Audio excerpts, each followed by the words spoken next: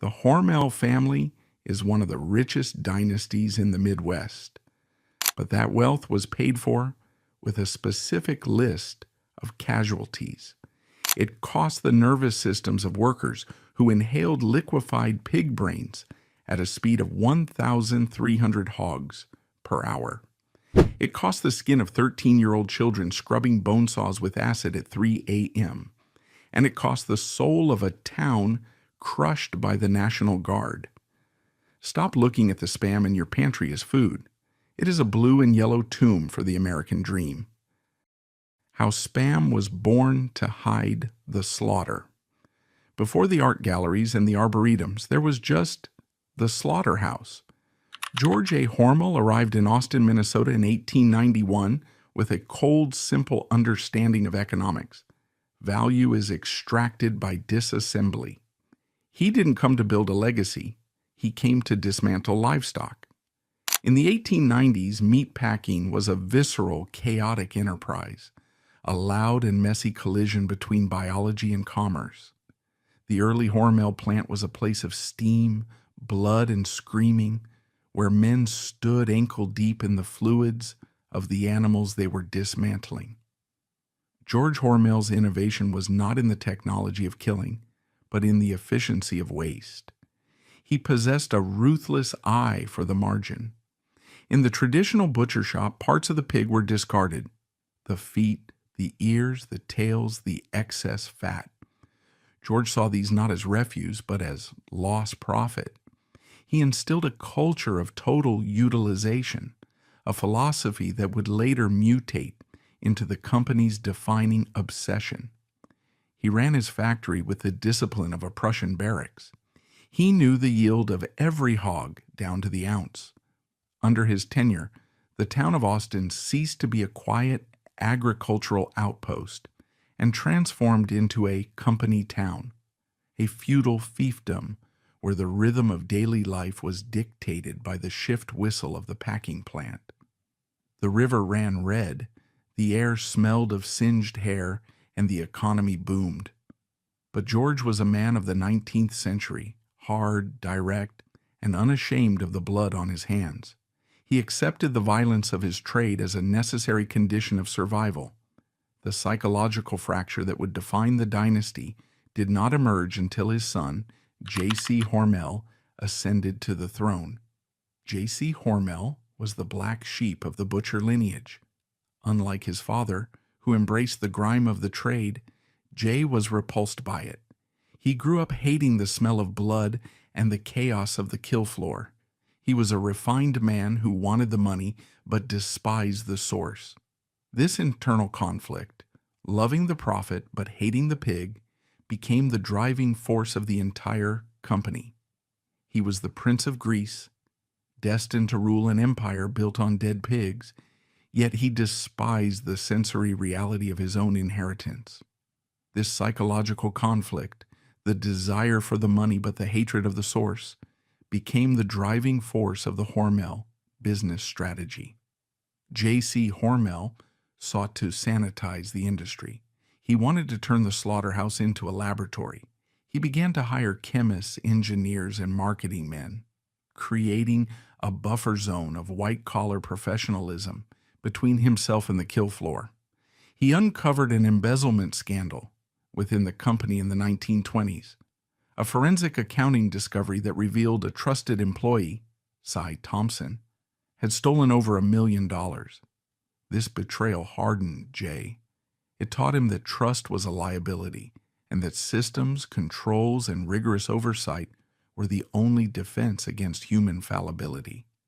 He reorganized the company, tightening the grip of the family over every aspect of production. But his greatest battle was not against thieves. It was against the anatomy of the pig itself.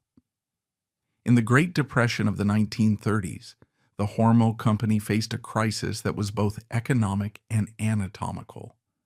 As they processed thousands of hogs a day to meet the demand for hams and loins, they accumulated a massive surplus of pork shoulders. The shoulder is a problematic cut. It is technically meat, but it is riddled with connective tissue, gristle, and fat. It is tough to chew and difficult to cook. In the consumer market of the 1930s, it was garbage. The freezers in Austin were filling up with thousands of tons of frozen pork shoulders, a mounting inventory of unsold necrotic tissue that threatened to bankrupt the company. George Hormel, the old butcher, might have sold it as scrap or animal feed.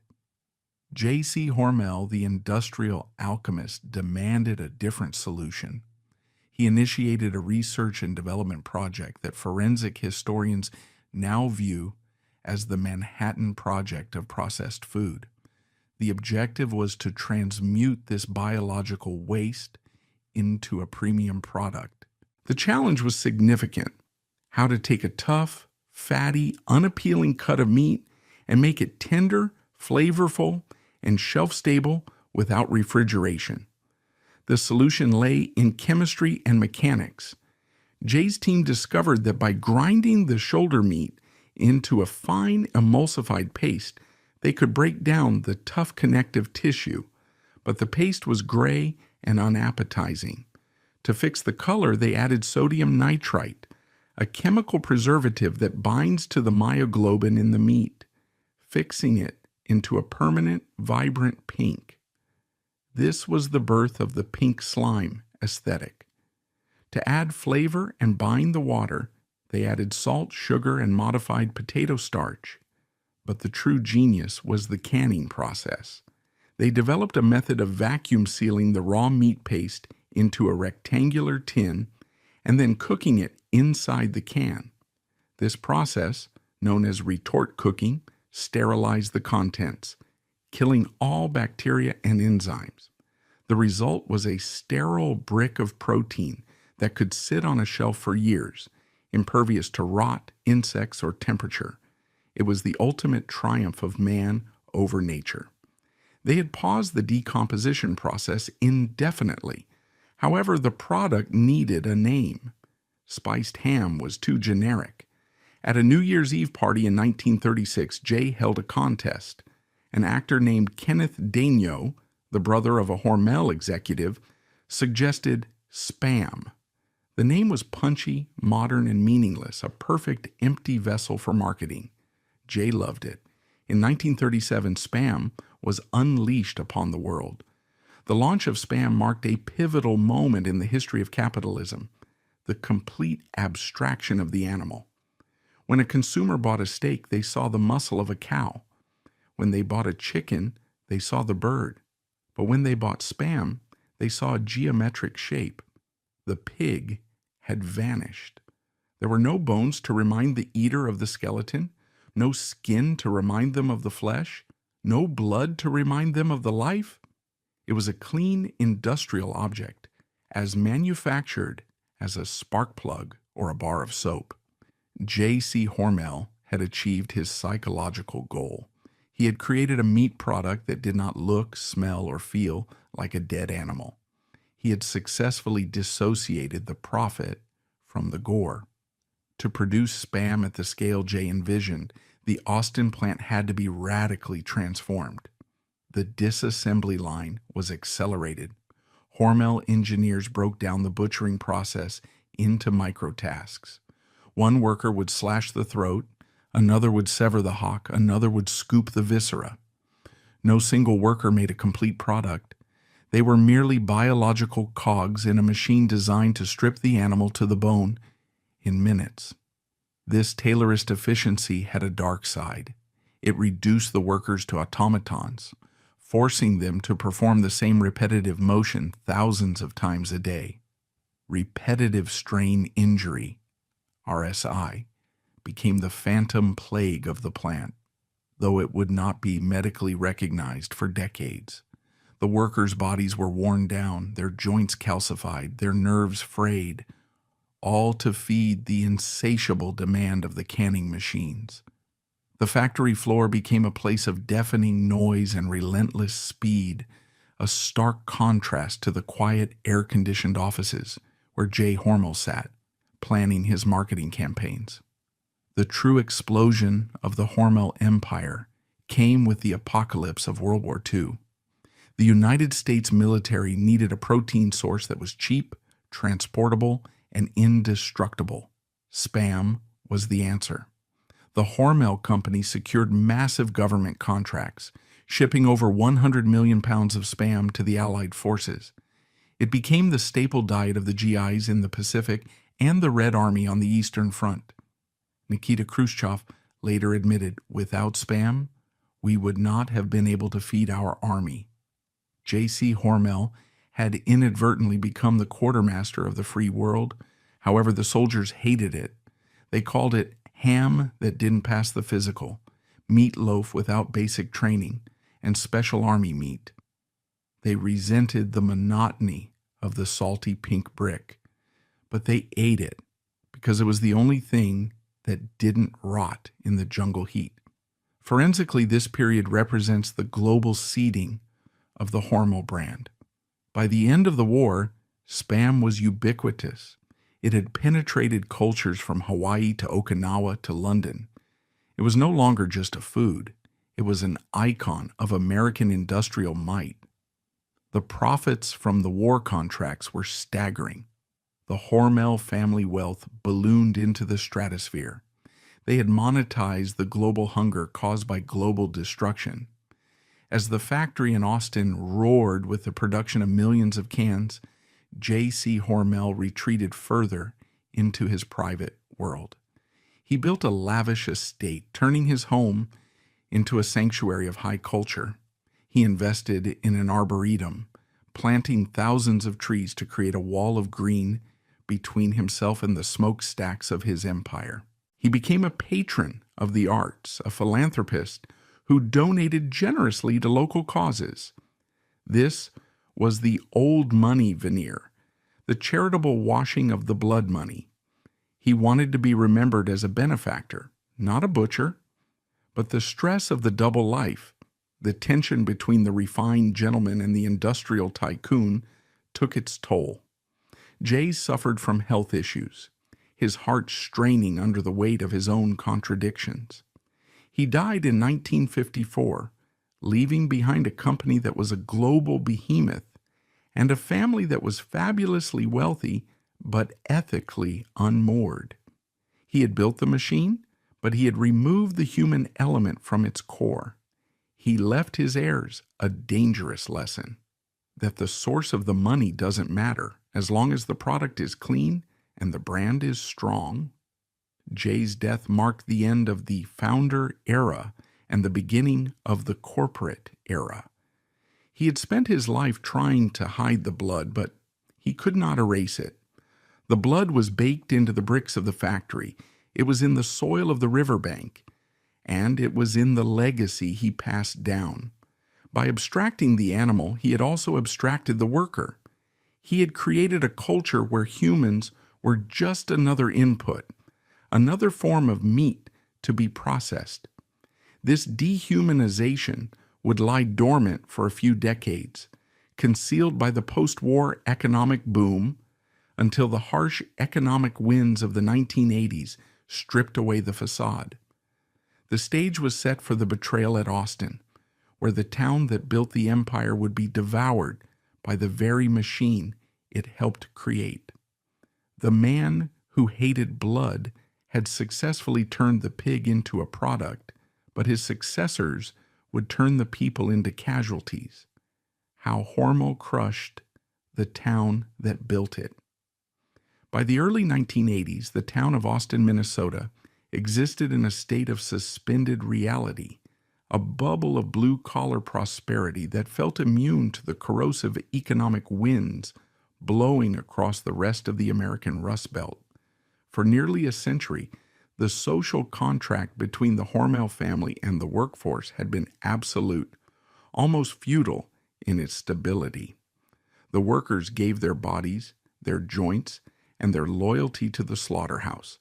And in return, the Hormel Company provided the highest wages in the meatpacking industry, guaranteed employment, and a sense of shared destiny.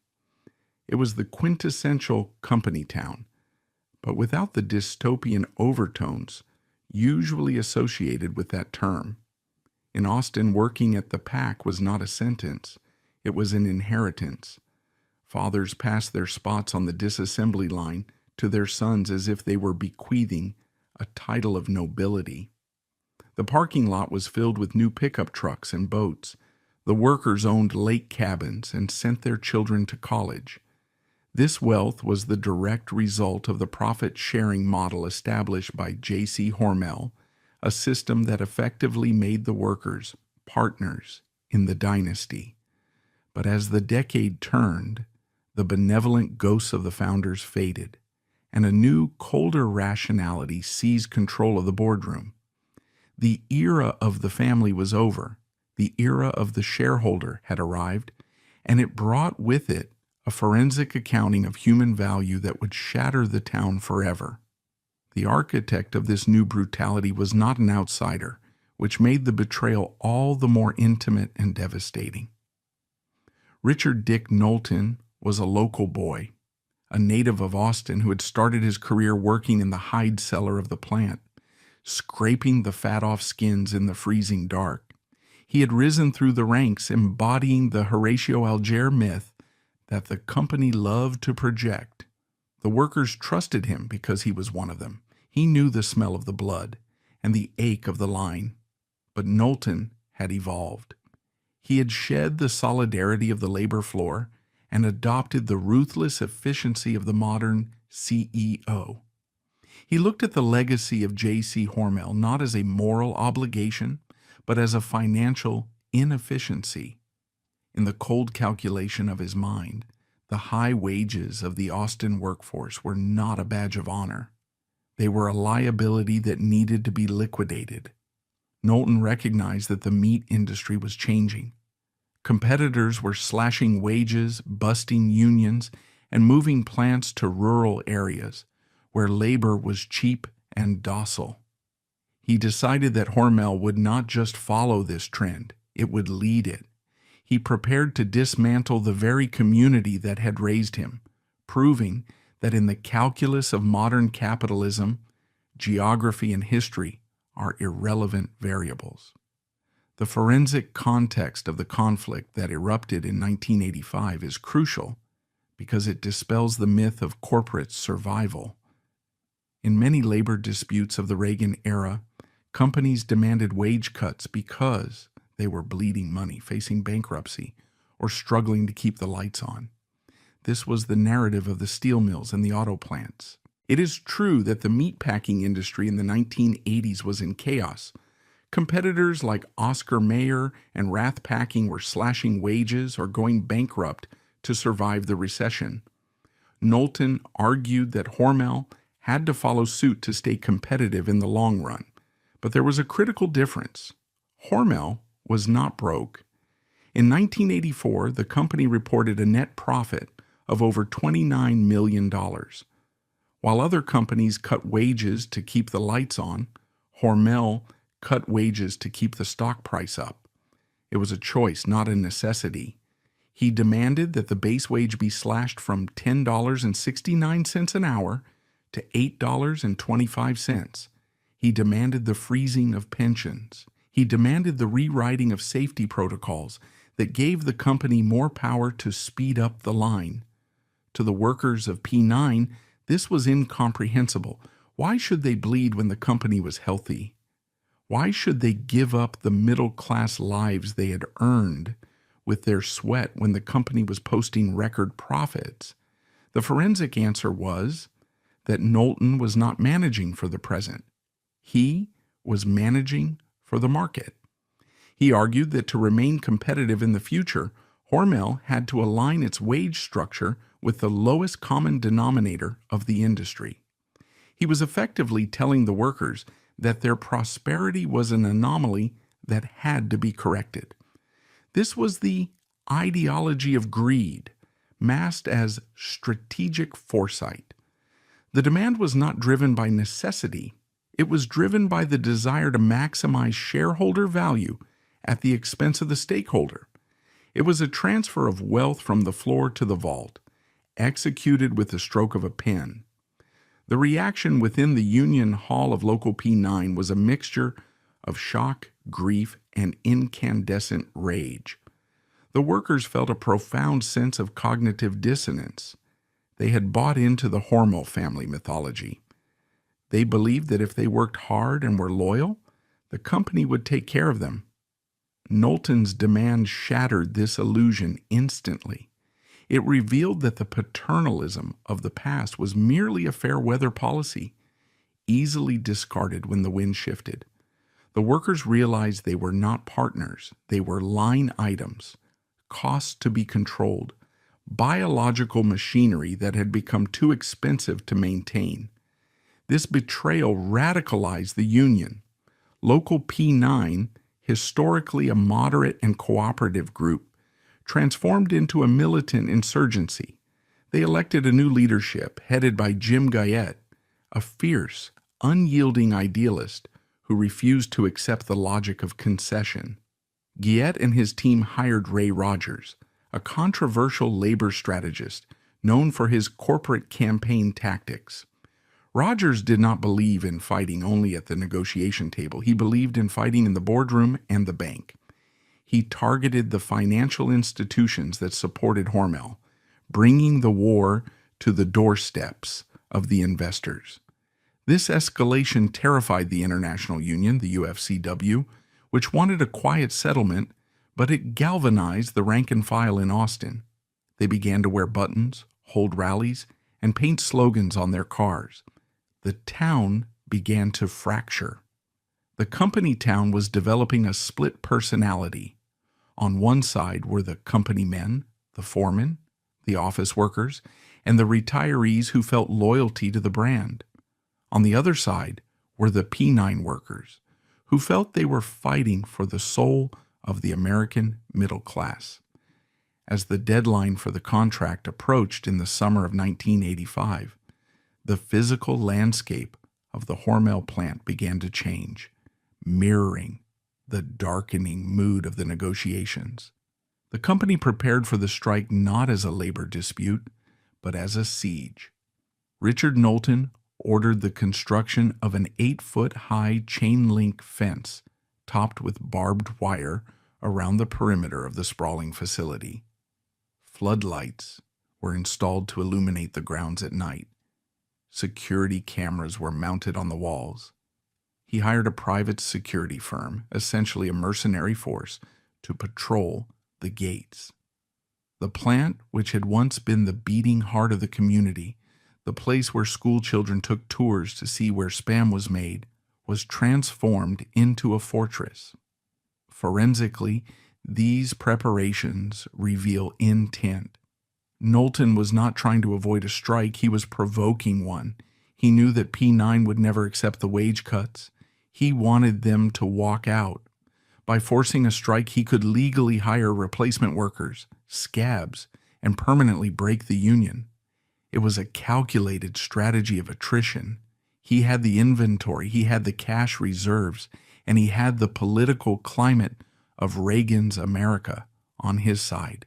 He was willing to starve the workers into submission. The construction of the fence was a powerful visual symbol to the people of Austin. It said clearly and brutally, "You are on the outside. We own the means of survival, and we will lock you out of your own livelihood." But make no mistake, Richard Knowlton was merely the executioner. The Hormel family was the judge. As the majority shareholders, the heirs of George and Jay held the ultimate power. They could have stopped the wage cuts with a single phone call. Instead, from the safety of their secluded estates, they chose silence. They let Knowlton play the villain so they could remain the benevolent aristocracy, quietly collecting the increased dividends paid for by the hunger of their neighbors. In August 1985, the inevitable happened. Local P9 voted overwhelmingly to strike. 1,500 workers walked off the job. The machine stopped.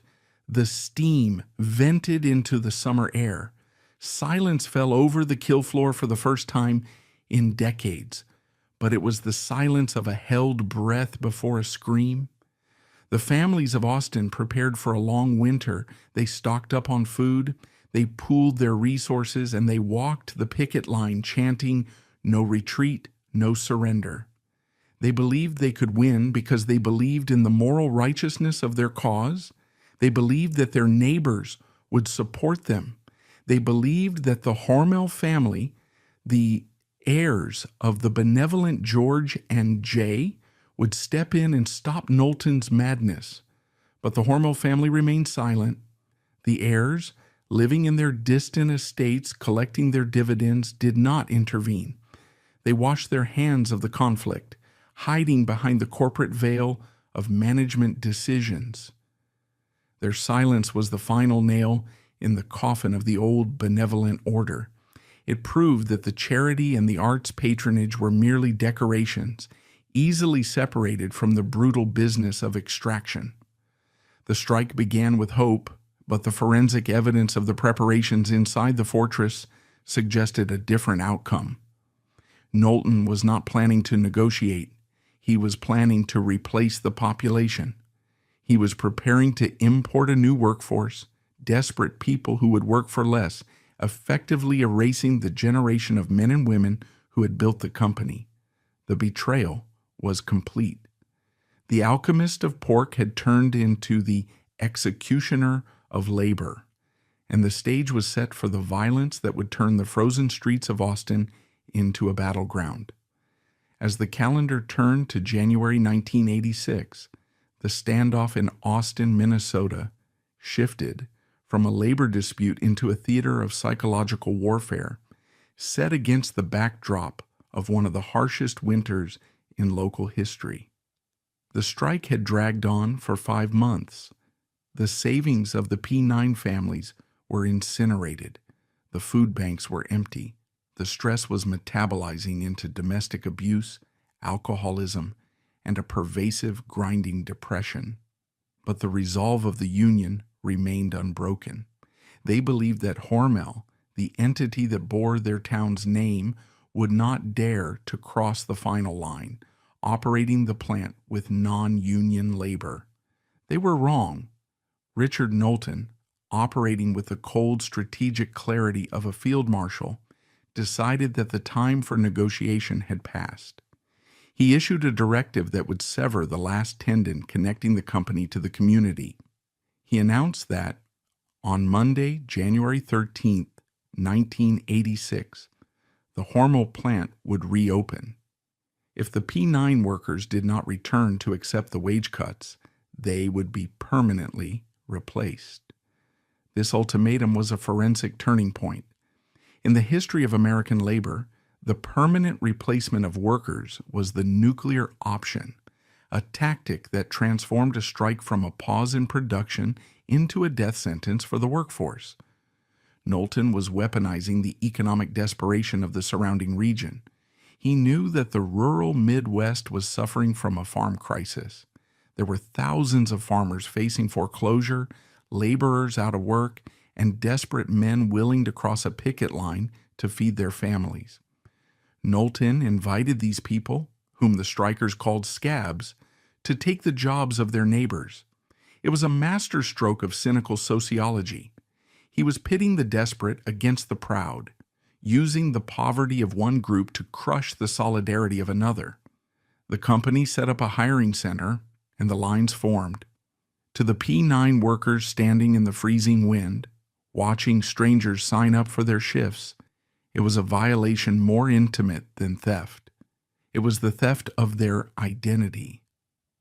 On the morning of the reopening, the atmosphere in Austin was apocalyptic. The temperature had plummeted to 20 degrees below zero. The air was crystallized, sharp enough to cut the lungs. Thousands of strikers and their supporters from across the Midwest gathered at the gates of the plant. They parked their cars across the entrance, creating a blockade of steel and frozen exhaust. They stood shoulder to shoulder, a human wall determined to stop the scabs from entering the fortress. For a brief moment, it seemed that the sheer mass of humanity would prevail. The plant could not operate if the workers could not enter. But the Hormel Corporation had a powerful ally, the state of Minnesota. In a move that is still cited by forensic historians as one of the greatest betrayals in Democratic politics, Governor Rudy Perpeach, a man elected with labor support, ordered the deployment of the National Guard to Austin. He claimed it was to protect the peace, but functionally the troops were deployed to protect the profit margins of a profitable corporation. The sight that greeted the citizens of Austin was surreal and terrifying. Military jeeps, armored personnel carriers, and transport trucks rolled down the quiet residential streets where children usually rode their bicycles. Soldiers in full combat gear, armed with batons and riot shields, marched in formation toward the picket line. The company town had been placed under martial law. The symbolism was devastating. The government was using the machinery of war to escort strikebreakers into a spam factory. The Guard was not there to mediate. They were there to enforce the will of Richard Knowlton. As the convoys of replacement workers approached, buses with taped-over windows to hide the identities of the passengers, the soldiers formed a phalanx to push back the screaming strikers. The tension broke into violence. Tear gas canisters were fired into the crowd. The white snow was stained with chemical residue and blood. Men and women who had spent their lives making ham for the nation were dragged away in handcuffs, thrown into the back of police vans, their faces pressed against the frozen metal. The betrayal at Austin was no longer a metaphor. It was a physical reality of bruises, gas, and incarceration. The reopening of the plant under military guard introduced a new toxic element into the social chemistry of Austin: the scab. This word, a monosyllabic curse, became the defining label of the conflict.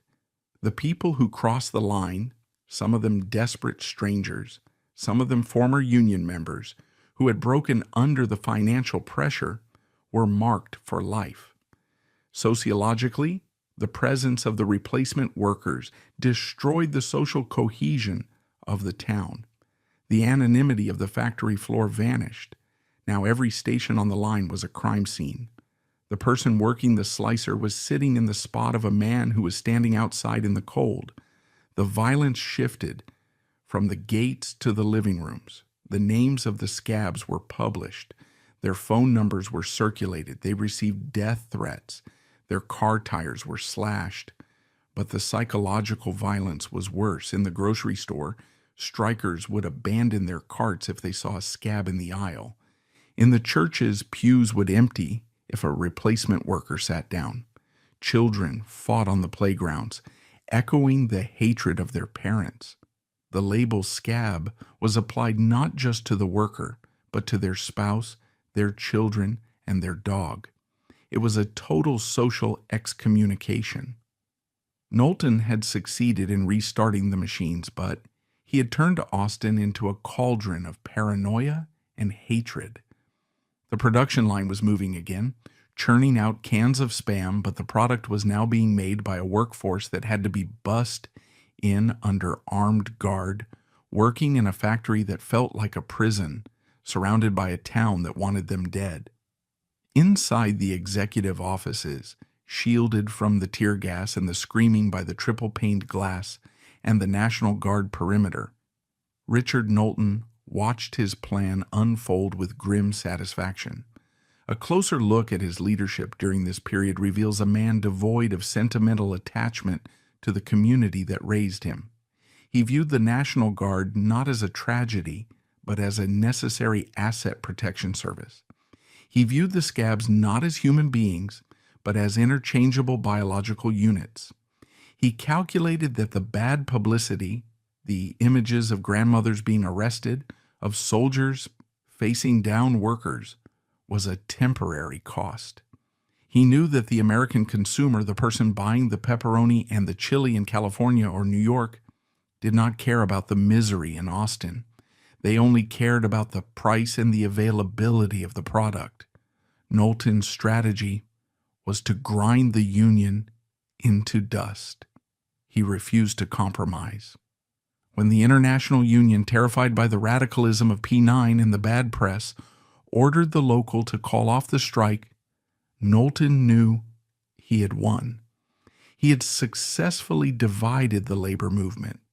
He had the state on his side, the law on his side, and the capital on his side. The militarization of the conflict served his purpose. It demonstrated the futility of resistance. It showed the workers that the company was more powerful than the government, more powerful than the police, and more powerful than their collective will. By the end of that terrible winter, the strike was effectively broken, though the official end would not come for months. The plant was running at full capacity with replacement workers. The National Guard eventually withdrew, leaving behind a scarred landscape. The physical wounds healed, the tear gas cleared, the bruises faded, but the forensic evidence of the trauma remained embedded in the psyche of the town. Austin had been subjected to a form of domestic warfare. The old money Hormel family, the silent shareholders, had allowed their hometown to be turned into a police state to protect their dividends. They had watched as their neighbors were gassed in the street. The siege of Austin proved that the modern corporation has no homeland.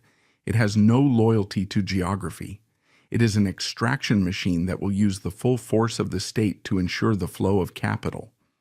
As the spring thawed the frozen ground, the P9 workers who had held the line found themselves permanently locked out, their jobs gone, their pensions threatened, and their identities erased. They were the casualties of a new economic order, one where the connection between the success of the company and the well-being of the worker was severed by a chain-link fence and a line of soldiers. The militarization of pork was complete, and the stage was set for the final tragic act, the fratricide that would ensure the town never truly healed. When the tear gas finally cleared from the streets of Austin in the spring of 1986, it revealed a landscape that had been forensically altered. The physical violence of the National Guard deployment had ceased, but it was replaced by a form of psychological violence that was far more enduring and intimate. The strike had not merely pitted worker against management, it had pitted neighbor against neighbor, father against son, and brother against brother. This was the phenomenon of fratricide, the killing of the brother, played out not with guns, but with silence, exclusion, and a hatred so deep it calcified into the very architecture of the town. In the sociology of labor disputes, the Austin strike is unique because of the depth of this internal fracture. Because employment at Hormel was often a generational inheritance, many families had members on both sides of the line. One brother might be a militant member of P9, holding the line in the freezing cold, while another brother, facing mortgage payments or simply disagreeing with the union's radical tactics, crossed the line to work as a scab. The consequences of these decisions were immediate and catastrophic for the family unit. Sunday dinners were canceled, weddings were boycotted, funerals became battlegrounds where one side of the family would refuse to sit in the same pew as the other. The label scab became a permanent scarlet letter, a mark of Cain that no amount of time could erase. Forensically, we can trace the disintegration of the town's social fabric through the micro-interactions of daily life. The local bars became segregated. There were P9 bars and scab bars, and crossing the threshold of the wrong one could result in a fist fight. Children in the local schools were bullied based on the choices of their parents. The trauma was inherited. A 10-year-old child didn't understand the intricacies of wage concessions or pension freezes, but they understood that their uncle was a traitor or that their neighbor was a troublemaker. The Hormel company, in its ruthless pursuit of efficiency, had not just broken a union, it had broken the fundamental bonds of kinship that hold a community together. The company town had become a schizophrenic town, possessed by two warring spirits that could not coexist. The ultimate defeat of Local P9 did not come from the company alone. It came from within the House of Labor itself. In a twist that remains one of the most bitter chapters in American union history, the parent organization, the United Food and Commercial Workers, UFCW, turned against its own local branch. The international leadership in Washington, D.C. viewed the radical tactics of P9, the corporate campaigns, the media stunts, the uncompromising stance as a threat to their established order. They preferred the stability of concession to the chaos of resistance. In early 1986, the UFCW officially sanctioned the strike, but then, in a move of stunning bureaucratic violence, they placed Local P9 under trusteeship. This meant they seized control of the local union hall, ousted the elected leadership of Jim Guyette, and effectively ordered the workers to surrender. To the P9 loyalists, this was the Judas kiss. They were fighting a two-front war, one against the corporate greed of Richard Knowlton, and another against the political cowardice of their own national leaders. The Hormel Company capitalized on this division with surgical precision. They used the International's denunciation of P9 as proof that the strikers were rogue extremists, out of touch with reality. When the strike was officially declared over by the trustees, the victory for Hormel was total. They had achieved every single one of their objectives. They had slashed wages. They had gutted the seniority system. They had purged the workforce of the most militant activists. And they had done it all with the tacit blessing of the national labor establishment. The P9 workers who had held out for months were left stranded, their jobs gone, their union hall locked against them, and their sacrifices rendered legally void. Inside the fortress of the plant, a new social order emerged. The workforce was now a hodgepodge of returning strikers who had crossed the line, broken by poverty, permanent replacement workers bussed in from other states, and the old guard who had sided with the company from the start. The atmosphere on the line was toxic. The trust that is essential for a dangerous industrial environment, where men wield knives and operate heavy machinery next to each other, was non-existent. Sabotage became a silent form of protest.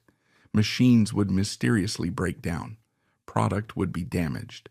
But the line kept moving. The speed-up that Knowlton had demanded was implemented with ruthless efficiency. The new workforce, lacking the solidarity and the protection of the old union, was pushed to the physiological limit. Forensically, this shift marked the transition of Hormel from a paternalistic employer to a modern, metrics-obsessed corporation. The bodies of the workers were now disposable commodities. If a worker burned out, developed carpal tunnel, or was injured, they were simply replaced by the next desperate person in line. The Hormel family feeling was dead, replaced by a culture of fear and surveillance. The company installed listening devices in break rooms. Security guards patrolled the floor. It was a panopticon of pork. The workers who had crossed the line to save their jobs found that they had saved nothing but a paycheck. They had lost the respect of their peers and the dignity of their labor. They worked with their heads down, haunted by the faces of the friends they had betrayed at the gate. For Richard Knowlton and the shareholders, the destruction of P9 was a resounding triumph. In the years following the strike, Hormel's profits soared. The stock price climbed. Wall Street applauded Knowlton's toughness. He was named Man of the Year by industry publications, celebrated as a visionary who had successfully disciplined a recalcitrant workforce and modernized the cost structure of the meatpacking industry. The Hormel family and their distant estates saw their wealth multiply. The dividends flowed like wine, unburdened by the screams from the picket line. But this was a hollow victory. The soul of the brand had been irrevocably tarnished. The Austin miracle, the idea that a corporation could be both profitable and humane, was exposed as a lie. The victory was purchased at the cost of the town's future. Austin never fully recovered. The high-wage jobs that had supported a vibrant middle class were gone, replaced by low-wage positions that attracted a transient workforce. The tax base eroded. The schools and civic institutions that George Hormel had endowed began to struggle. The city of Spam became a Rust Belt statistic, a place where the American dream had been foreclosed upon. Today, the scar of 1986 is still visible in the forensic topography of Austin. There's a mural in the town dedicated to the P9 strikers, a colorful, defiant image of workers holding the line against the machine. It stands as a memorial to a lost cause, but the true memorial is the silence in the local graveyards, where brothers are buried in separate plots, their estrangement lasting into eternity. The Hormel strike taught the American working class a brutal lesson, that in the era of financialized capitalism, loyalty is a one-way street. The corporation will use the community to build its fortune, but it will burn that community to the ground to protect its margin. The Hormel dynasty emerged from the 1980s, richer, stronger, and colder. They had successfully insulated themselves from the human cost of their business. They had proven that they could crush a rebellion and still sell millions of cans of SPAM. But as the 20th century wound down, a new horror was breeding inside the damp, high-speed environment of their factories. The fratricide had destroyed the social body of the town, but the next catastrophe would attack the biological body of the worker. The speed up that Knowlton enforced would create the conditions for a medical nightmare, a mysterious fog of liquefied brain matter that would turn the factory floor into a neurological kill zone. The violence of the strike was over, but the violence of the production line was just beginning. What mystery illness was destroying the workers' nervous systems? Richard Knowlton prepared the ground for the modern biological horror by slicing the company in two. After the 1985 strike, he built a labyrinthine corporate structure to hide the dirty work. Physically, the Quality Pork Processors QPP plant in Austin, Minnesota, is indistinguishable from the main Hormel facility. They share the same real estate, the same loading docks, and the same stifling, grease-laden air. To an outsider, they appear to be a single organism. However, legally, they are surgically separated by a membrane of liability.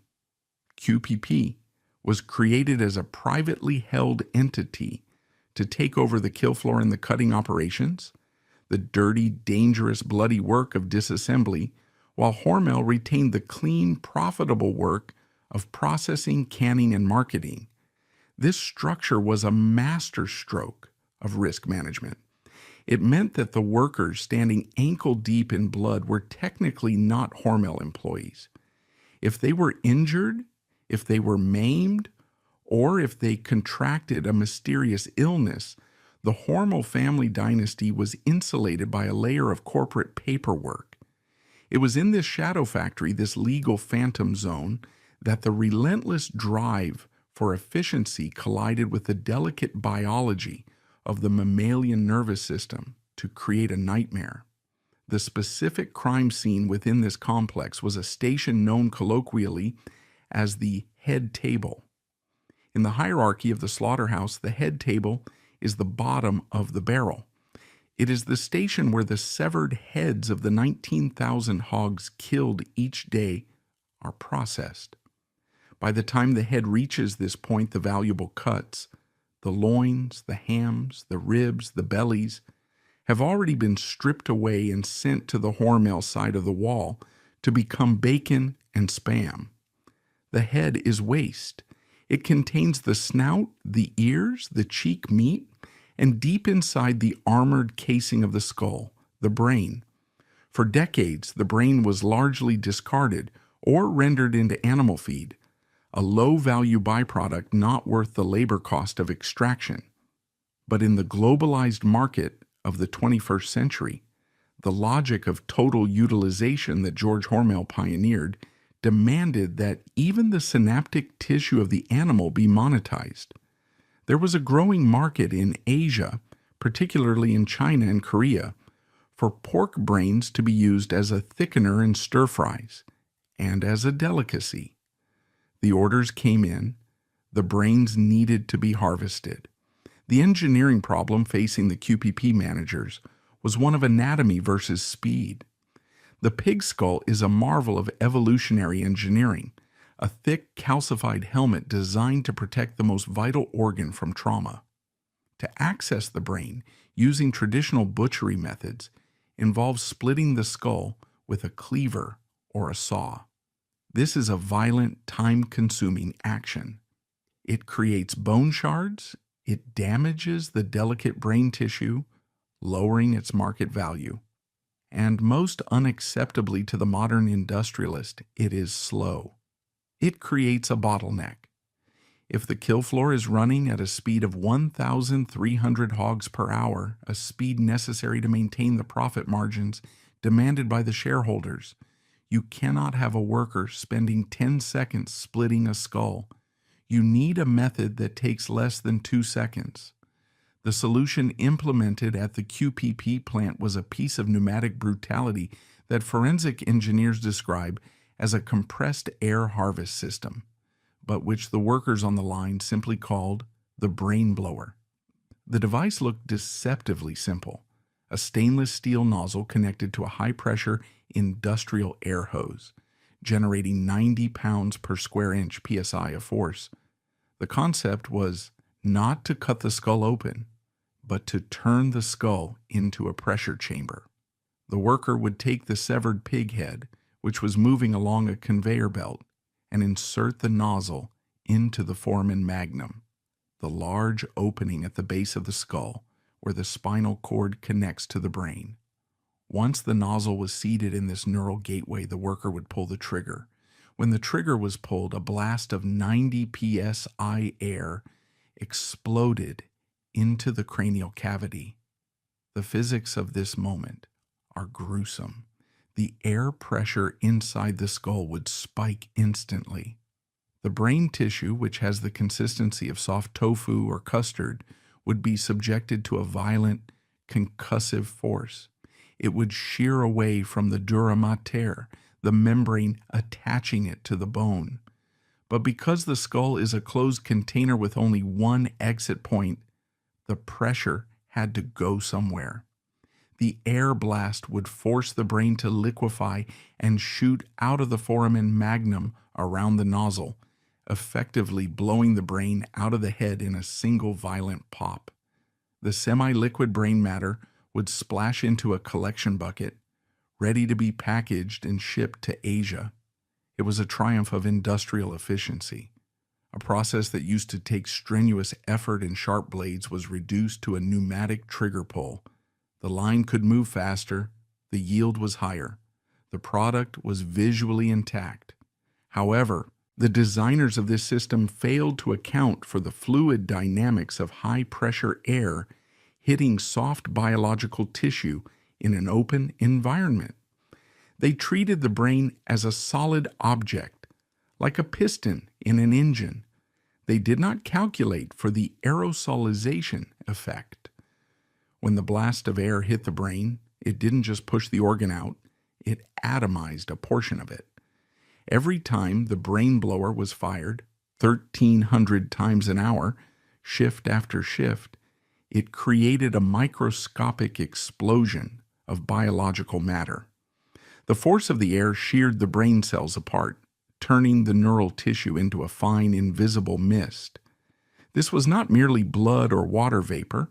It was a complex slurry of proteins, enzymes, and basic myelin proteins, the fatty sheathing that coats nerve fibers. The environment at the head table transformed into a biological kill zone, though it was invisible to the naked eye. The workers standing at the station, mostly immigrants from Mexico and Central America who had replaced the P9 strikers, were enveloped in a continuous cloud of this aerosolized brain matter. Forensically, we call this a bioaerosol. The ventilation system in the room was designed to handle the smell of blood and manure, not to filter out microscopic particulate matter generated by pneumatic explosions. The air scrubbers were overwhelmed. The mist hung in the air, a heavy, humid fog that tasted metallic and fatty. It coated everything. It settled on the cold concrete floors, making them slick. It coated the stainless steel machinery in a fine, sticky film. And, most critically, it coated the workers. The men and women at the head table wore standard protective gear, hard hats, plastic aprons, and gloves, but they did not wear respirators. Why would they? They were cutting meat, not handling asbestos or toxic waste. The corporate safety manuals did not classify pig brain as a respiratory hazard, so for 8 to 10 hours a day, the workers breathed in the mist. They inhaled the liquefied neurons of thousands of pigs. The microscopic particles traveled down their trachea, bypassing the cilia and the mucous membranes, and settled deep into the alveoli of their lungs. From there, the foreign proteins entered the bloodstream. The workers became living filters for the factory's waste. They were inhaling a biological substance that was evolutionarily similar, yet crucially different from their own biology. The pig brain contains proteins that are nearly identical to human neural proteins. In the chaotic, high-speed environment of the head table, where the noise of the pneumatic blasts sounded like a rhythmic gunfire, a silent biological transaction was taking place. The bodies of the workers were absorbing the essence of the animal they were slaughtering. The line speed was so intense that there was no time to step away, no time to let the mist clear. The workers were essentially submerged in a solution of aerosolized central nervous system tissue. This was the ultimate expression of the hormonal ethos of speed above all. The brain blower was a device born of pure economic rationality. It saved seconds, and in the volume business, seconds are millions of dollars. But by bypassing the slow, safe mechanics of the knife for the violent speed of the air hose, the company had inadvertently turned the head table into a laboratory for a horrific immunological experiment. They had introduced a massive load of foreign neural antigen directly into the vascular systems of their workforce. The neural fog was not just an atmospheric condition, it was a trigger. Deep inside the bone marrow and the lymph nodes of the workers, their immune systems were waking up. They were detecting an invader. And in the tragic confusion of biology, the killer cells were about to receive a set of target coordinates that would lead them to attack the wrong enemy. The mist was settling, and the betrayal was about to begin. The biological horror that unfolded in Austin, Minnesota, did not announce itself with the sudden violence of a factory explosion or a chemical spill. It arrived with the insidious slowness of a creeping rot. Through the years of 2006 and 2007, the brain blower at the Quality Pork Processors plant continued its pneumatic rhythm, firing 1,300 times an hour, pumping the pink mist of aerosolized neurons into the lungs of the workers. Inside the bodies of the men and women at the head table, a catastrophic immunological error was being written into their genetic code. The incubation period was a time of silent accumulation. The pig proteins, having breached the lung barrier, were circulating in the blood, being cataloged by the immune system as a threat. For months, nothing happened. The workers clocked in, stood in the fog, and clocked out. But the threshold was eventually crossed. The immune system, designed over millions of years to protect the body from viruses and bacteria, made a fatal miscalculation. It identified the foreign pig brain tissue as an enemy, which was correct. But in a tragic twist of evolutionary biology known as molecular mimicry, the antibodies it created to destroy the pig brains found another target that looked terrifyingly similar: the workers' own nervous systems. The first symptoms were innocuous, easily dismissed as the standard wear and tear of industrial labor. A worker would feel a strange tingling in their toes, like the static of a leg falling asleep. Then came the burning. It wasn't the ache of a strained muscle. It was a neuropathic fire, a sensation of hot needles pricking the skin of the feet and hands. The workers, mostly stoic immigrants who could not afford to lose a shift, took painkillers and kept working. They assumed it was the cold of the packing plant or the repetition of the job. But the fire didn't stop. It climbed. It moved up the legs, consuming the calves and the thighs. It moved up the arms, turning fingers into clumsy, numb appendages. The phantom fire was the signal that the body's defenses had turned traitor. The antibodies were stripping the insulation off the nerves. By late 2007, the symptoms had escalated from discomfort to grotesque disability. The locker room at QPP began to resemble a ward for the neurologically damaged. Strong, healthy men who had spent their lives doing heavy physical labor began to lose the ability to navigate gravity. The medical term is ataxia, but on the factory floor it looked like drunkenness. Workers would stumble as they walked to the line. Their legs would buckle without warning. They had to hold on to the walls to stay upright. A terrifying fatigue set in, a heaviness that made lifting a knife feel like lifting a sledgehammer.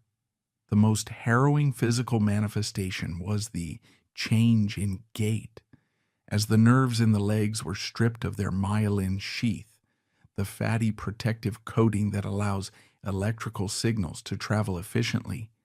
The signals from the brain to the muscles began to short circuit. The workers could no longer feel the floor beneath them. To compensate, they developed a high-stepping, slapping walk, lifting their feet excessively high and slamming them down to get some sensory feedback. It became known as the zombie walk. It was a scene of dystopian horror, a line of workers, surrounded by the smell of raw meat, shuffling and lurching like reanimated corpses, trying desperately to keep up with the relentless speed of the conveyor belt. They were literally disintegrating from the inside out, their own white blood cells devouring the wiring of their bodies. Yet they continued to harvest the brains of the pigs that were killing them. The local doctors in Austin were baffled. They saw a cluster of patients presenting with symptoms that looked like Guillain-Barré syndrome or chronic inflammatory demyelinating polyneuropathy, CIDP, rare autoimmune disorders that typically affect only 1 or 2 people in a population of 100,000. Here, in a single small town, there were dozens of cases. The standard treatments, steroids, rest, did nothing to stop the progression.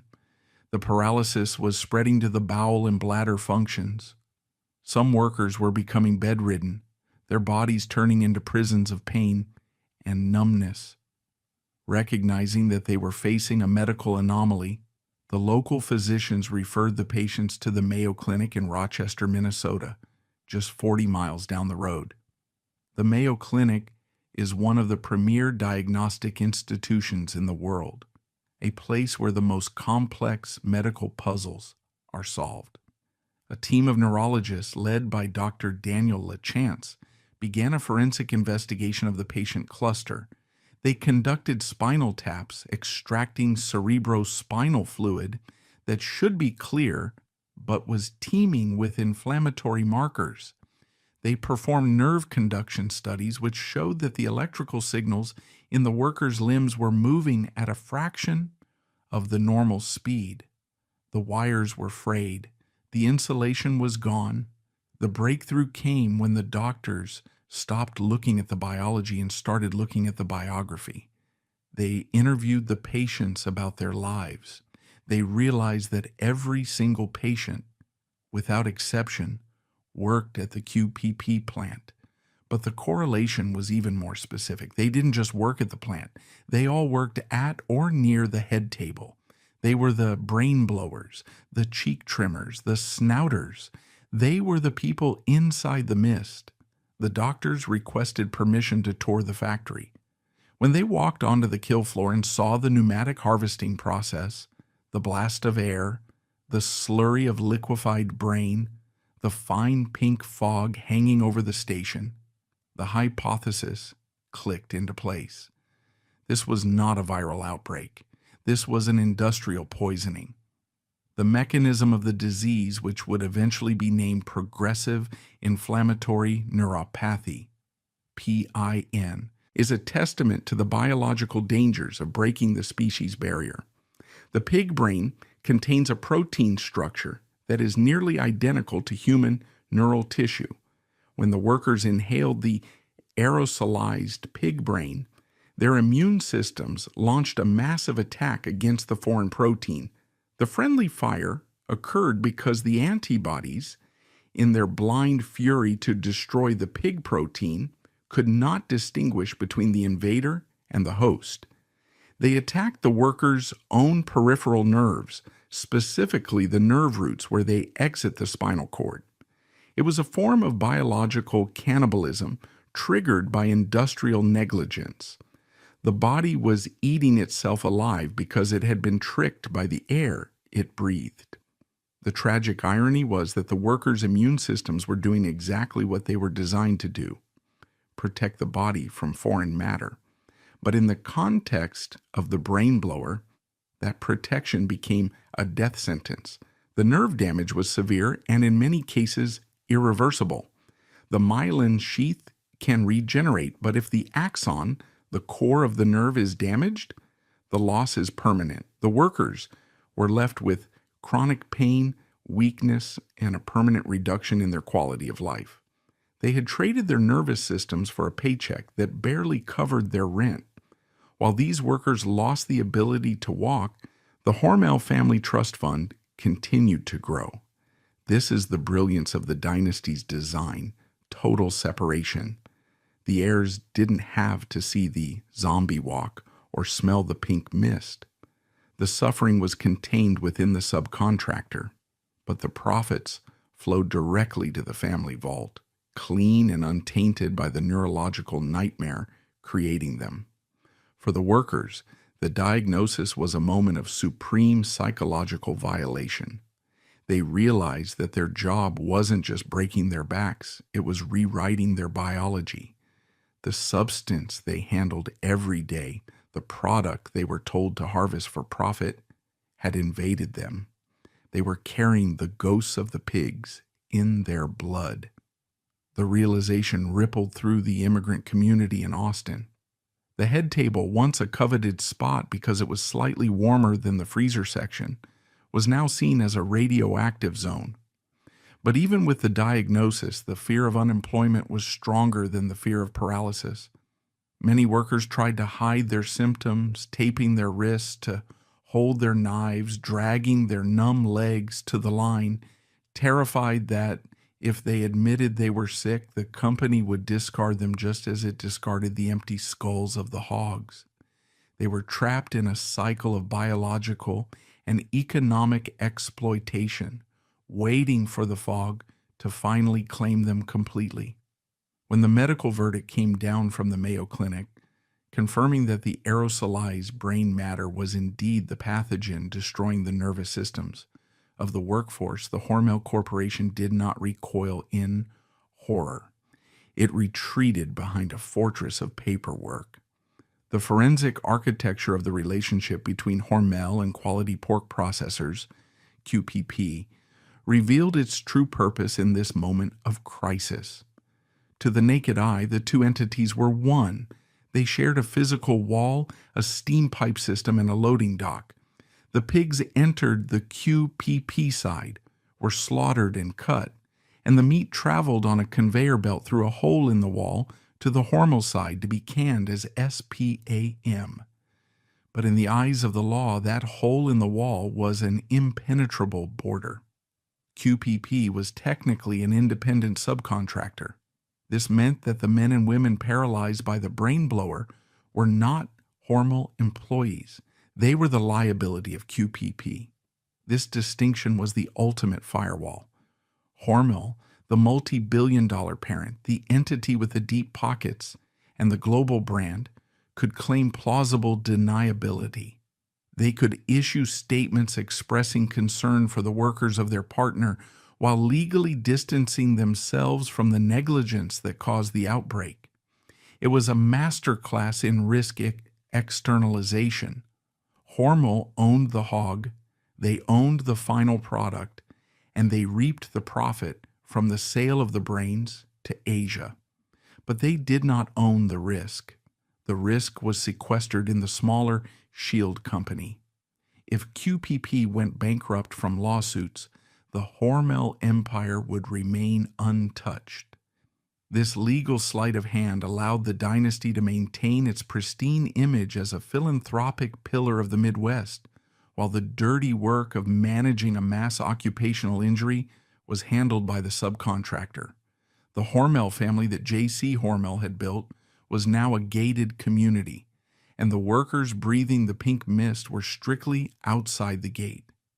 The response to the outbreak was a study in cold, actuarial damage control. QPP eventually stopped the pneumatic harvesting of brains, but the damage to the workers was already done. The question now was not how to cure them. Nerve damage of this magnitude is often permanent, but how cheaply they could be silenced.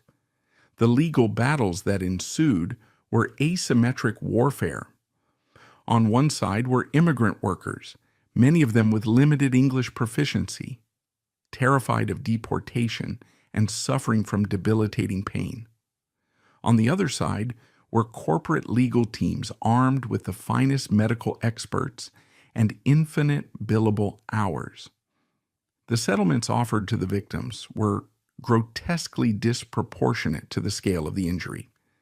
Men who had lost the ability to walk without pain, who could no longer lift their children, who faced a lifetime of medical bills, were offered settlements that often amounted to less than a year's wages. In the forensic ledger of the company, a destroyed nervous system was just another line item, a cost of doing business akin to a broken conveyor belt or a spoiled batch of meat. The total payout for the dozens of workers affected was a microscopic fraction of the revenue generated by the plant in a single week. There was no admission of systemic wrongdoing. The company framed the pin outbreak as a medical mystery, a freak occurrence of nature, rather than the predictable result of turning a skull into a pressure cooker. By controlling the narrative, they prevented the outbreak from becoming a national scandal that would threaten the Hormel brand. The workers were paid just enough to keep them from starving, but not enough to restore their lives. They were given small checks and quiet non-disclosure agreements, effectively purchasing their silence along with their nervous systems. The most brutal phase of the crisis was not the illness itself, but the disposal of the infected. Once the workers were diagnosed and their condition stabilized, often leaving them with permanent disabilities, the ruthless logic of the production line reasserted itself. In a slaughterhouse, every component must be functional. A knife must be sharp, a gear must turn, a worker must be able to stand for 8 hours and make a cut every 3 seconds. The workers suffering from PIN could no longer meet these physical demands. Their hands were too numb to hold the knives safely. Their legs were too weak to stand on the slick concrete. Under the harsh rules of at-will employment and workers' compensation laws, once a worker reaches maximum medical improvement and can no longer perform their essential job duties, the company is under no obligation to keep them. One by one, the victims of the neural fog were purged from the payroll. They were called into HR offices and told that since they could no longer do the job, they were being let go. It was a Kafkaesque nightmare. They were fired because they were injured, and they were injured because of the job they were fired from. The company did not find them alternative roles in the offices or the control rooms. Those jobs were for a different class of people. The laborers were viewed as biological machines that had broken down. When a machine breaks, you don't keep it. You scrap it and buy a new one. The parking lot of QPP filled up with new cars driven by new immigrants, Somalis, Sudanese, and others, who took the places of the crippled Mexicans. The cycle of extraction continued without a hiccup.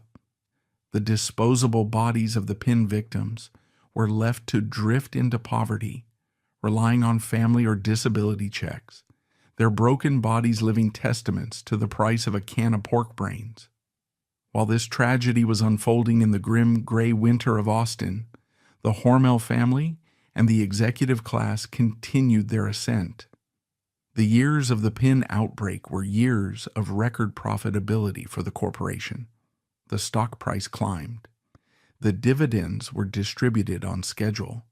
The old money philanthropy continued to flow to the opera houses and the universities. There is no record of a Hormel heir visiting the homes of the paralyzed workers. There is no record of a charitable trust being set up to care for the children of the men who lost their ability to walk. The dissociation was absolute. The neural fog stayed within the confines of the factory walls. It did not drift into the boardrooms. This era solidified the modern identity of the Hormel dynasty. They had successfully transitioned from the hands-on butchers of the 19th century to the hands-off capital managers of the 21st. They had insulated themselves from the biological reality of their own product. The PIN outbreak proved that they could survive a biohorror event that physically consumed their workforce. They simply used the legal firewall of the subcontractor to absorb the blast, just as the skull absorbed the air pressure. The corporation was now an entity of pure financial abstraction, immune to the consequences of its physical operations. Today, the brain blower is silent at QPP, replaced by different methods or discontinued at that specific site, but the legacy of the mist remains. The workers who survived are still there, living in the shadows of the town, walking with the telltale gait of the nerve damaged. They are the ghosts of the head table. But the industry did not learn a moral lesson. It learned a legal one. It learned that the subcontractor model works. It learned that immigrant labor is the ultimate shock absorber for industrial negligence. And as the memory of the neural fog began to fade, a new generation of executives looked at the profit margins and asked the eternal question, how can we make it cheaper? The answer would lead them away from the biology of the brain and toward the exploitation of the most vulnerable resource of all. The fog had cleared, but in the darkness of the night shift, a new crime was being prepared. The machines were hungry, and they were about to be fed by the hands of children. Who really cleans the head splitters at 3 a.m.? To witness the final and most depraved layer of the Hormel legacy, one must wait until the sun sets over the flat, corn-fed horizon of the Midwest and the second shift whistle blows. At 11 p.m., the roar of the kill floor subsides. The disassembly lines stop moving. The 1,300 hogs per hour cease their march toward oblivion. The brain blowers and the bandsaws fall silent. But the factory does not sleep. It undergoes a forensic transformation. The production workers, the men and women who slice the meat, clock out and leave, passing a different army coming in through the turnstiles. This is the sanitation crew, the graveyard shift. Their job is to erase the evidence of the day's slaughter. They must scrub the blood, the fat, and the bone marrow from the stainless steel machinery so that the killing can resume at dawn in a pristine environment. For decades, this was dangerous, high-paying work performed by union men. But in the fractured economy of the 2020s, the sanitation shift had become a shadow world, populated by the invisible and the vulnerable. And in late 2022, federal investigators discovered that among these nocturnal ghosts, wearing oversized rubber aprons and wielding hoses of pressurized poison, were children. The investigation by the Department of Labor, which exploded into the public consciousness in 2023, revealed a crime scene that seemed to belong to the era of Charles Dickens or the early Industrial Revolution, not the era of the iPhone and the ESG report. At Hormel plants and other meatpacking facilities across the Midwest, investigators found over 100 children, some as young as 13, working the sanitation shift. These were not teenagers flipping burgers at a fast food joint for pocket money. These were children performing hazardous occupations under federal law, working overnight shifts of 8 to 10 hours, surrounded by some of the most lethal industrial machinery on the planet. They were cleaning the head splitters, the massive hydraulic jaws used to crack open skulls. They were scrubbing the neck breakers and the bone saws. They were crawling inside the spiral conveyors to chip away solidified fat. The forensic reality of their labor is a staggering indictment of the modern supply chain.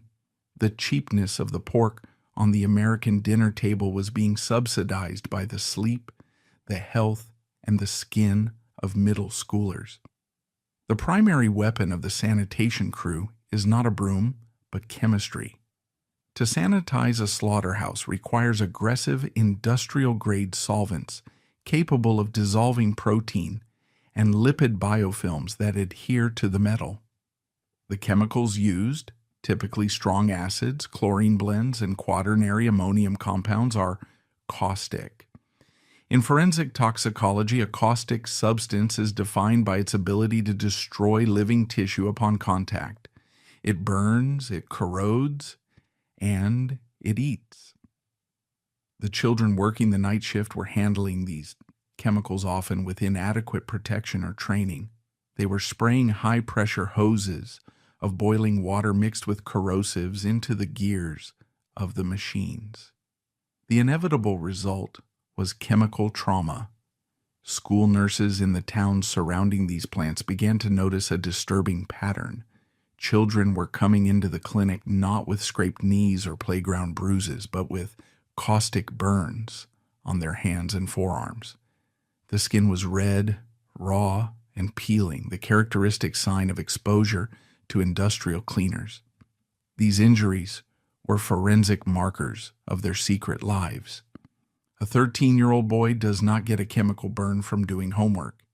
He gets it from handling a bucket of acid in a slaughterhouse at 3 a.m. The physical toll went beyond the skin. The fatigue was crushing. Teachers reported students falling asleep in class, unable to keep their heads up, their bodies exhausted from working a graveyard shift before coming to school. They were living in a state of chronic sleep deprivation, their development stunted by the demands of the factory. They were the sawdust children, coated in the residue of the bone dust they swept up, their childhoods dissolving in the same solvents used to clean the kill floor. Consider the gruesome irony. The Hormel family name shines on library wings and human rights awards across America, celebrated for its progressive values. Yet inside the factory that bears that same name, the machinery was being scrubbed by the blistered hands of exploited children. The family's legacy of high culture was literally being subsidized by a return to Dickensian child labor. The danger was not limited to the chemicals.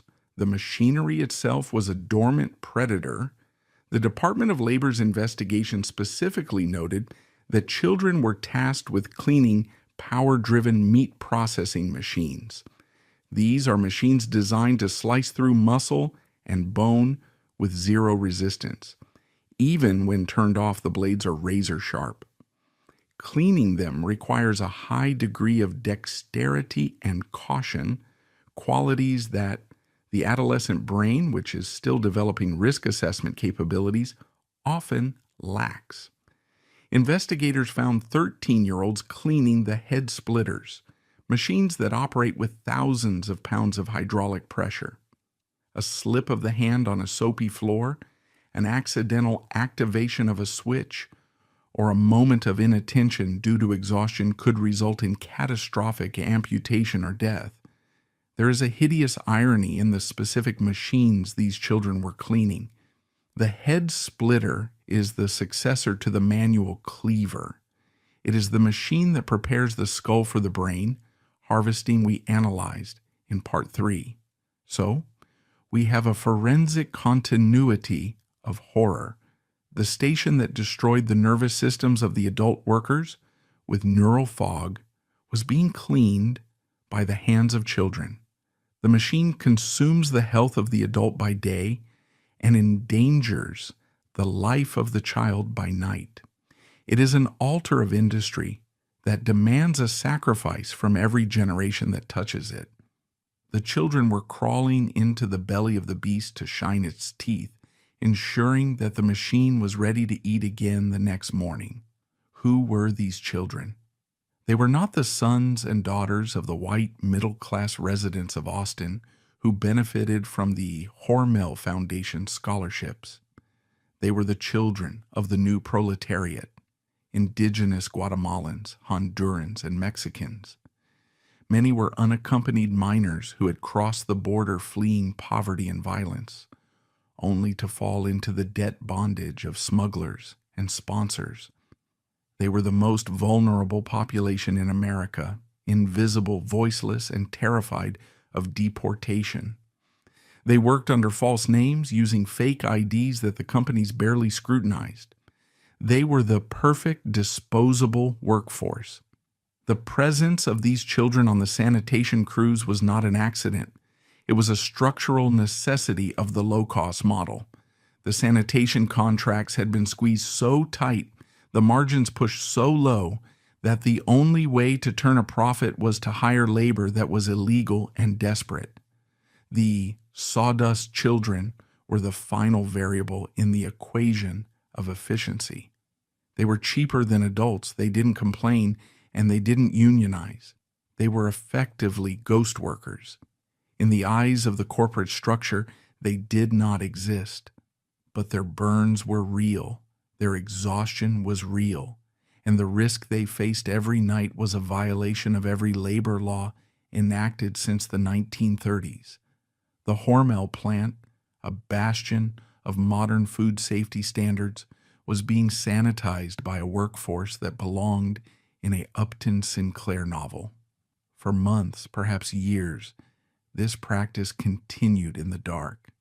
The executives at Hormel arrived in the morning to a clean factory, the stainless steel gleaming under the fluorescent lights. They did not ask who cleaned it. They did not ask why the cleaning crew looked so young. They simply accepted the cleanliness as a service provided, a line item on a budget. This is the ultimate moral dissociation. The cleanliness of the factory, a prerequisite for food safety and brand reputation, was purchased with the reckless endangerment of children. The cleanliness was a lie. The floors were sterile, but the money paying for them was dirty. When the investigators finally raided the plants, flashing their badges and interviewing the terrified children in Spanish, the veil was lifted. The graveyard shift was exposed as a dungeon of child labor. The findings shattered the illusion that such practices had been banished to the developing world. Here, in the heartland of America, in the shadow of the Spam Museum, children were doing the work of men. They were the fuel for the sanitation cycle, burning their skin and their futures to ensure that the production line could start on time.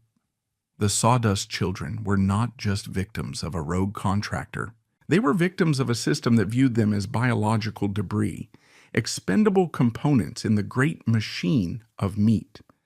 In the forensic anatomy of the modern corporation, The most valuable asset is not the factory, the patent, or the brand. It is the liability shield. Following the catastrophic lesson of the P9 strike in the 1980s and the pin outbreak in the 2000s, the Hormel Corporation refined its survival strategy into a perfect legal art form. They realized that the most dangerous aspect of meatpacking was not the knife or the bacteria, but the worker. The worker is a source of risk. They get injured, they get sick, they form unions, and occasionally they turn out to be 13 years old. To neutralize this risk, Hormel and the other giants of the industry adopted a strategy of total outsourcing for their most hazardous operations. They turned to a company called Packers Sanitation Services Incorporated, or PSSI. PSSI acts as the industrial sin eater for the American food supply chain. The relationship mirrors the legal firewall established with QPP decades earlier, a contractual air gap designed for willful blindness. Hormel pays for a clean plant, but how PSSI achieves that cleanliness and whom they hire is legally walled off from the boardroom. It allows the executives in Austin to look at a clean floor and see only hygiene, while deliberately ignoring the human exploitation required to scrub it. When the Department of Labor investigators found over 100 children working for PSSI in plants owned by Hormel, JBS, and Tyson, they were not just uncovering a labor violation, they were exposing the structural intent of the outsourcing model. PSSI existed to break the law so that Hormel didn't have to. When the scandal broke in early 2023, the reaction from the Hormel corporate headquarters was a scripted performance of moral outrage.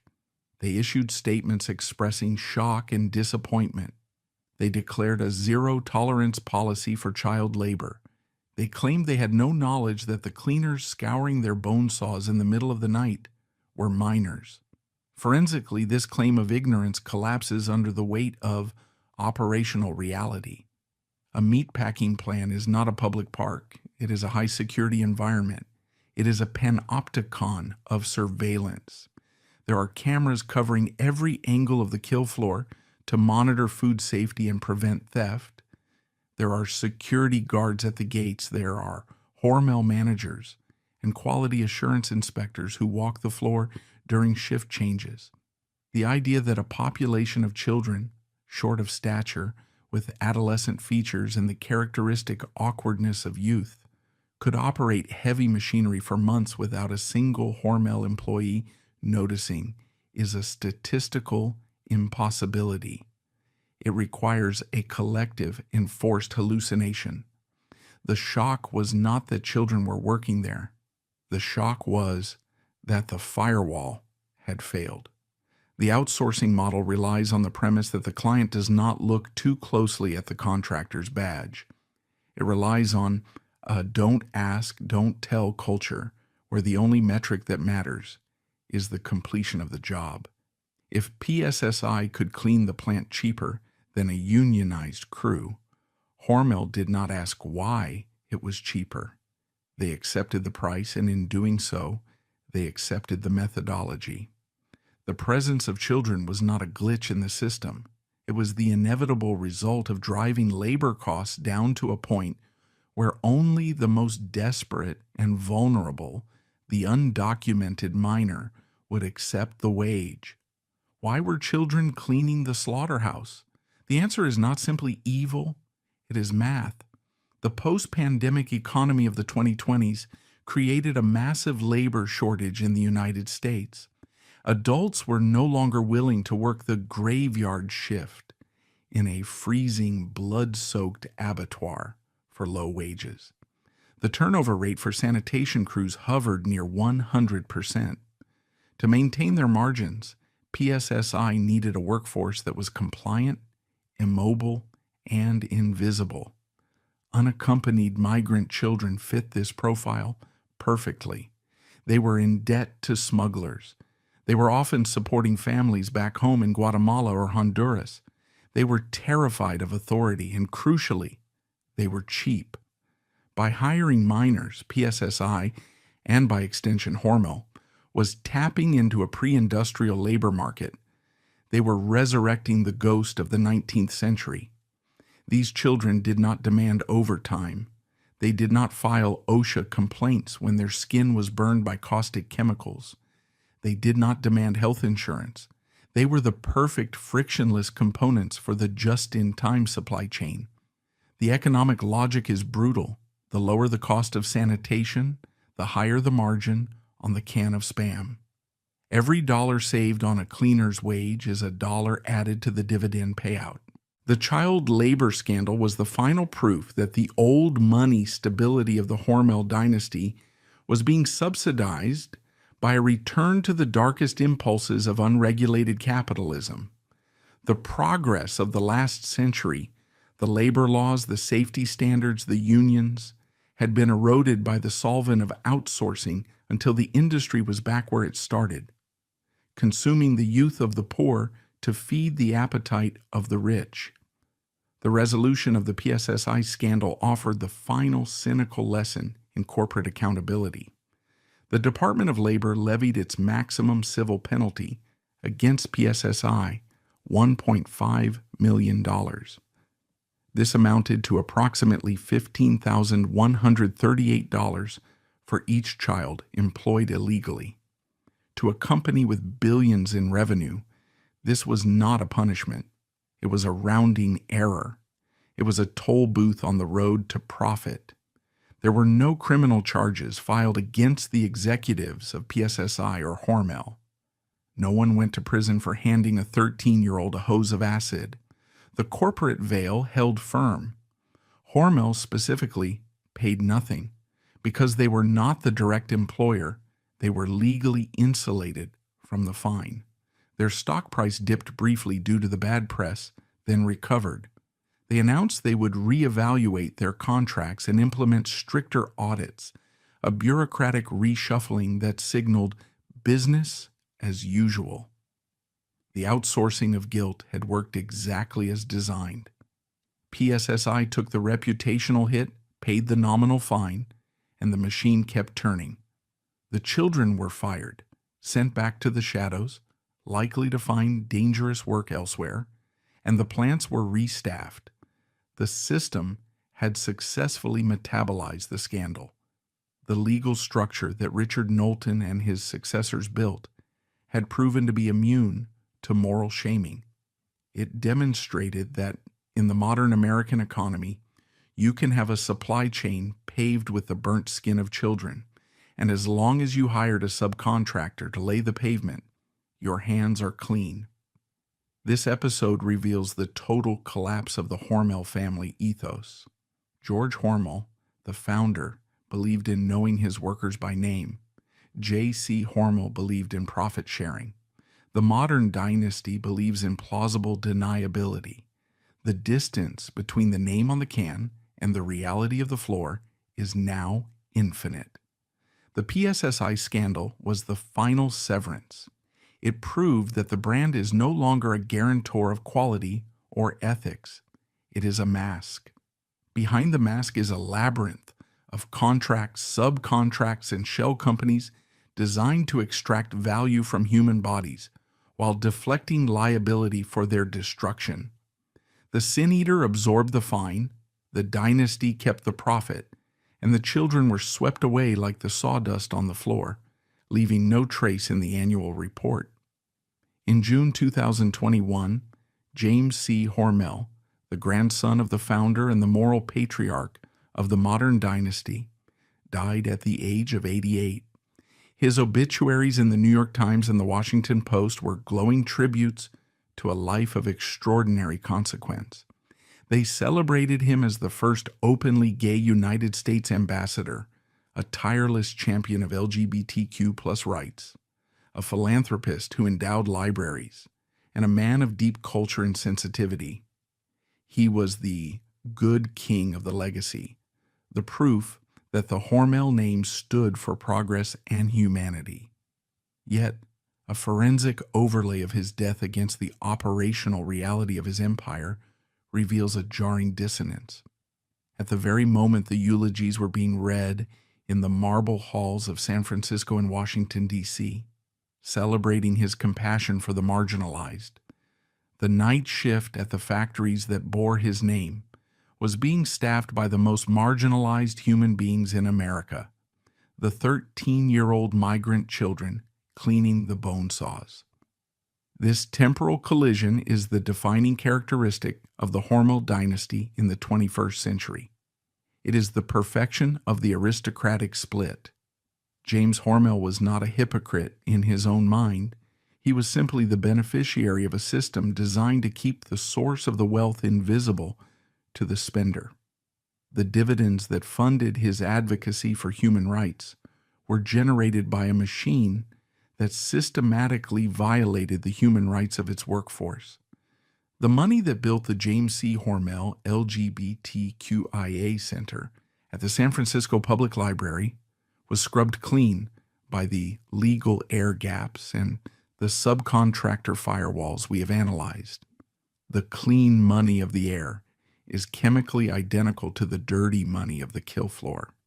It has simply been laundered through enough layers of corporate bureaucracy to remove the smell of chlorine and singed hair. The sawdust children are the latest fuel source, fed into the furnace to keep the lights on in the mansion. The tragedy is not just that the family doesn't know, it's that the system is designed so they never have to ask. The moral dissociation is the ultimate luxury good. It allows the heirs to believe they are in the business of feeding the world, when in reality, they are in the business of consuming their neighbors.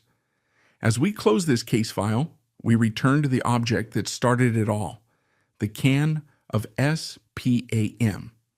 Sitting on a pantry shelf, it is an object of mid-century modern design, colorful, nostalgic, and seemingly innocent.